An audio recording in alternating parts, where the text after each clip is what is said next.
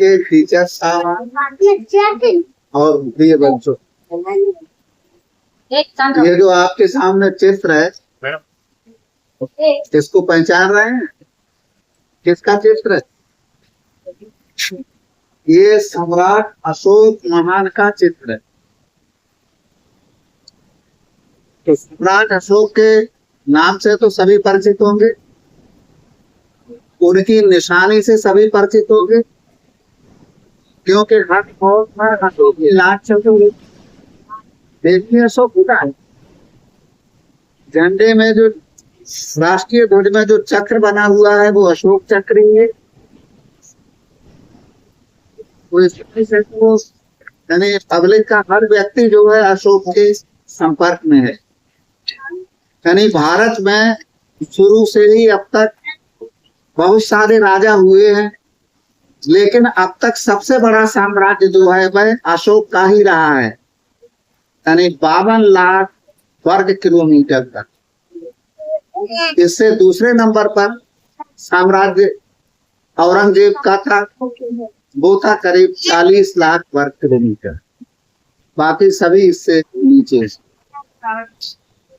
तो इस तरह से सबसे बड़े साम्राज्य का निर्माता अशोक। ये सम्राट बिंदुसार के पुत्र थे, चंद्रगुप्त मौर्य के नाती सम्राट बिंदुसार के पुत्र। इनकी माता जो थी सुभद्रांगी नाम था उनका, और वे ब्राह्मण कन्या थी। यानी माता जो थी वे ऋषि की लड़की थी, ब्राह्मण की ऋषि की, जिनका नाम था सुभद्रांगी। तो बचपन में इन्हें राज्य का सुख नहीं मिला। बचपन में ये राजमहल में नहीं रहे, बल्कि अपनी माता के साथ ही जंगलों में भटकते रहे। बाद में चाणक्य जो है इनसे संपर्क हो गया चाणक्य का। उन्होंने देखा कि इस बालक में बहुत ही अद्भुत क्षमता है, तब वे इसे बिंदुसार के पास लाए। तब इनका परिचय हुआ और फिर सुभद्रांगी जो थी देवी राजमहल में आई। तो बचपन इनका बड़ा कष्टपूर्ण बीता। यानी 273 ईसा पूर्व एक गद्दी पर बैठे, लेकिन इनका राज्याभिषेक जो है कुछ वर्ष बाद हुआ, यानी 269 ईसा पूर्व में। ऐसा इसलिए कि संघर्ष चलता रहा। यानी अनुश्रुतियों के अनुसार ये 99 भाइयों को मारकर गद्दी पर बैठे थे।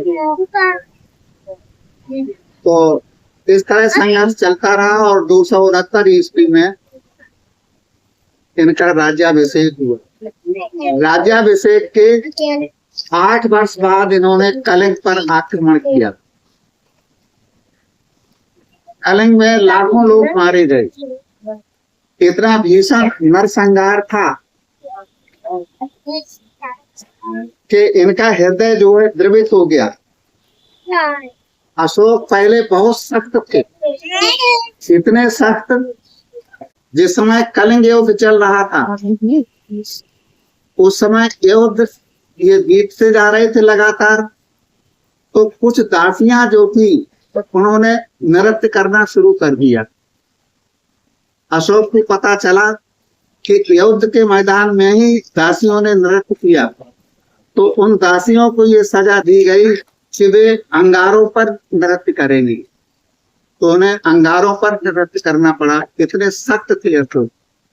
लेकिन युद्ध के बाद बहुत ही ये द्रवित हो गए और इन्होंने हिंसा छोड़ दी।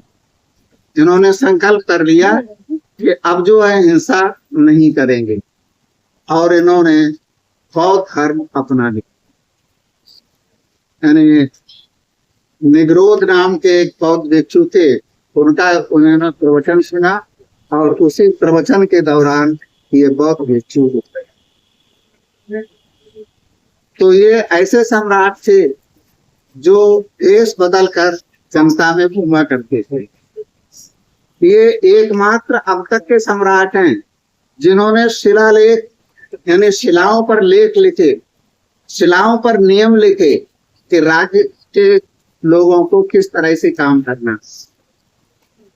ये ग्रैंड ट्रंक रोड का नाम सुना होगा। ये आता है इतिहास में कि शेर शाह सूरी ने बनवाया ग्रैंड ट्रंक रोड, लेकिन शेर शाह सूरी ने जो बनवाया वो बनवाया नहीं बल्कि मरम्मत कराई। ग्रैंड ट्रंक रोड जो था वह अशोक के समय में बना था, क्योंकि ग्रैंड ट्रंक रोड जहां से शुरू होता है वहां शेर शाह का राज्य ही नहीं था, तो वो ग्रैंड ट्रंक रोड कैसे बनवाते।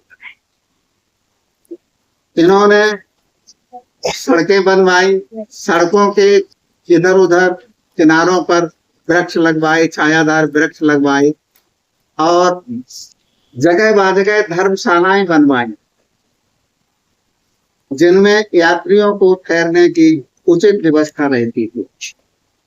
धर्मशालाओं का वही नियम फिर बाद में सराय में बदल गया, यानी जो नवाब लोग थे, सुल्तान लोग थे, उन्होंने सराय बनवाई।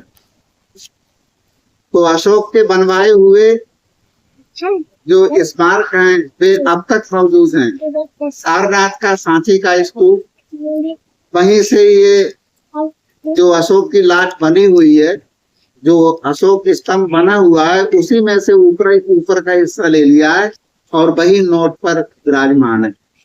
वही सरकारी हर कागज पर वही होता है, यानी मोहर में जो है वह अशोक की लाट इस्तेमाल की जाती है। यानी भारत कहा जाता है विश्व गुरु रहा, तो भारत विश्व गुरु जो है वह अशोक के समय में ही रहा, क्योंकि अशोक ने तमाम देशों में बौद्ध धर्म का प्रचार किया। श्रीलंका में इन्होंने अपने पुत्र महेंद्र और पुत्री संघमित्रा को भेजा। पुत्र महेंद्र की श्रीलंका में ही मृत्यु हो गई। उनकी समाधि आज भी अनुराधापुर में बनी हुई है। तो इस तरह से यानी तिब्बत, ईरान, जापान, चीन, यानी इस तरह से आज जो है 56 देशों में बौद्ध धर्म के अनुयायी रह रहे हैं। तो अशोक ने बौद्ध धर्म का बहुत बड़ा प्रचार किया। आज भी हमारे जब नेता दूसरे देश में जाते हैं, ये कहते हैं कि हम बुद्ध के देश से आए। जयंतियां जो मनाया करते हैं महापुरुषों की, इससे पहले भी जयंती मनाई है। ये जयंती इसलिए मनाई जाती है कि हम अपने महापुरुषों को ध्यान में रखें, वे किस तरह से चले, उन्होंने क्या शिक्षाएं दी, उन शिक्षाओं पर हम चले। तो ये इसी तरह से आपको अशोक को ध्यान में रखना है अन्य महापुरुषों की तरह। और इसी के साथ हम अपनी बात समाप्त करते हैं। जय हिंद।